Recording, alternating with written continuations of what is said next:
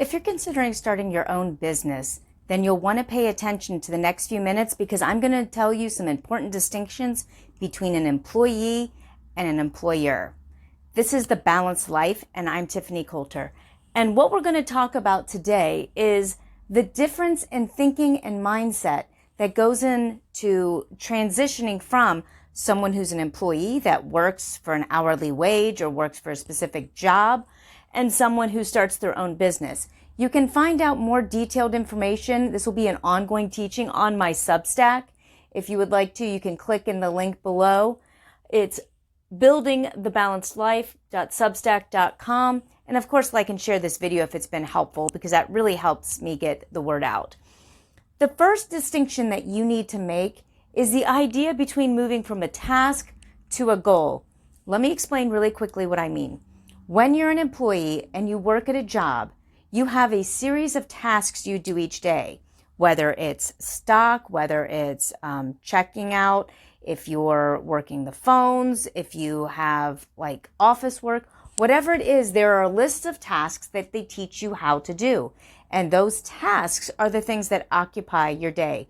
When you've completed your tasks, you just kind of burn time, don't you? The difference with that is, as a business owner, you need to develop a set of goals. If you're consistently focusing on tasks, you will continually keep yourself busy doing things that never lead to building and growing your business. You need to think larger, and a task is small thinking. You don't want to think about, I need to create a blog post or I need to create a video. Instead, you need to think, how do I reach my target market? Where are they at? And what information in what way do I need to convey? For example, I'm not task-oriented in this video I'm making, I'm goal-oriented. My goal is to share information with you and to help you to see that I am a reliable source of information. It's also to get you to begin to develop a relationship of trust with me by going to buildingthebalancedlife.substack.com or by sharing my video. That ultimately helps me reach more people and helps me to grow my business. So that is my goal. My task is not to make a certain number of videos every day. My goal is to reach my target market with information that will be helpful in a way that will serve them best, which means I do a variety of things in a variety of different ways, all with a central goal. Do you see the distinction? The next is buying into the vision. So how many of you have been called into the office and your boss wants to give you a rah-rah speech about how we're all in this together and here's the great quarter and whatever else? I can get really cynical as an employee. And in my part-time jobs, I did just that sometimes. It's because so many people that we work with come and go. Jobs are so transient. People don't stay there for decades like they used to. And so really it feels like we're not in a goal together. That's why startups can be so exciting, is because everybody that's coming in is coming in at the bottom when there's risk involved, when there's excitement, when new ideas are flying. They're buying into the vision. So when you're an employee, one way you can begin to prepare yourself to move to the next level is start to buy into the vision of where you're working currently and see how are they trying to build and expand on what I was saying above, the goal. And then what can you learn from that to do in your own business? Buying into the vision is about being a participant in the vision and thinking bigger and broader. And the more you can train yourself to do that, the better you'll be at doing that in your own business. The next thing is investigate and innovate. Remember how I said up here, when you complete a task, you kind of are like, what do I do now? Well, when you move from an employee to a business owner, one of the reasons people can get so busy all the time is that they spend so much time looking at all the new shiny objects, all the things out there. You need to take time to investigate and to innovate in your business, to bring about change, to make things bigger and better, to make things more efficient, to find new ways to reach people. However, when you get task focused and then you start to investigate, that's where you start to get information overload. That's where you spend 2 hours down a rabbit hole reading and watching all these things and feel so overwhelmed at the end of the day that you didn't do anything. You didn't accomplish anything that earns you any money, but yet you're exhausted and completely unfocused. So instead, we go back to our goal. What is the goal that we're trying to accomplish?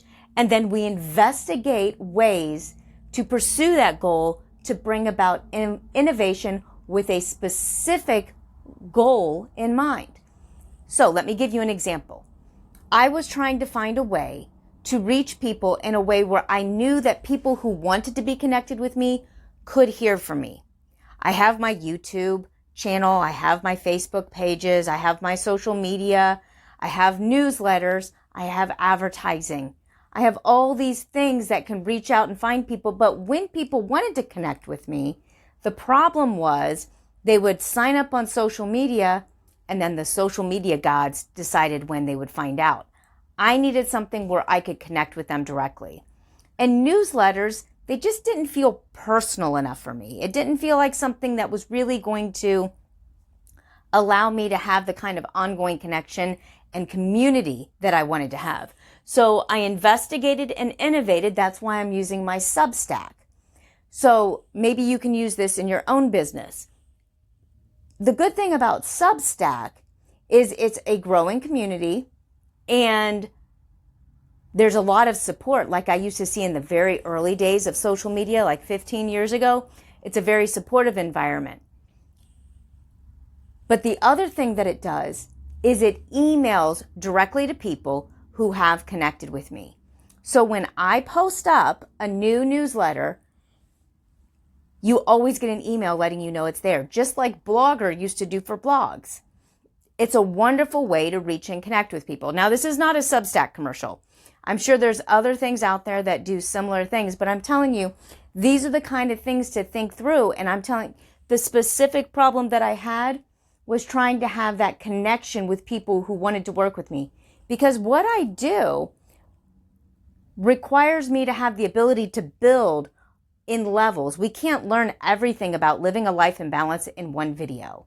And you get flooded with so many notifications from so many things on YouTube.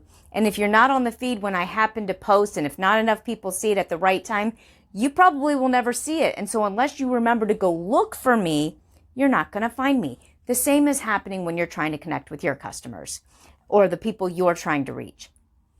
So Substack may not be the answer for you, but maybe something else is.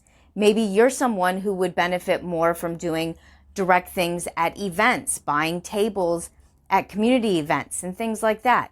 Consider how you can reach your market, what problem you're trying to solve, whether it's decreasing costs, increasing sales, reaching your customers, servicing your customers after they've connected, continuing to maintain relationship with customers. And with that specific goal in mind, investigate solutions and then innovate. Apply them. Do something with what you have. That is the critical piece that nearly everyone I work with misses or doesn't fully accomplish. What happens is we get all these great ideas and we write them all down and we get excited and we post them up, but we don't implement. So instead, find something, one, maybe two things to do in a week and incorporate that little innovation. If you'd like to know what I did, I decided Fridays were my innovation days, the days that I would take time to research new ways to solve a particular problem. And I'd figure out what that problem was during the course of the week. I would see where I'm having some hitches and some issues after I did my content creation in the morning. And I would write down a list of problems I was having. I would decide which one is the most critical to solve first. And then I would investigate. And once I found the answer, I would innovate. I hope that's been helpful for you today. Again, please go over to my Substack. As I've said, it's pretty great and it's free. And there is a subscriber side, but there's lots of content if you would like to stay on the free side. There's also ways, if you're a free subscriber, to share my free newsletter and earn yourself a free membership to the paid side. So if that's something of interest to you, then you can take advantage of that. But if not, I hope you've gotten something actionable out of this video today Write down what that thing is in the comments below, and then let us know how you're going to implement it. Let's have some accountability and build each other up. I'll see you in the next video.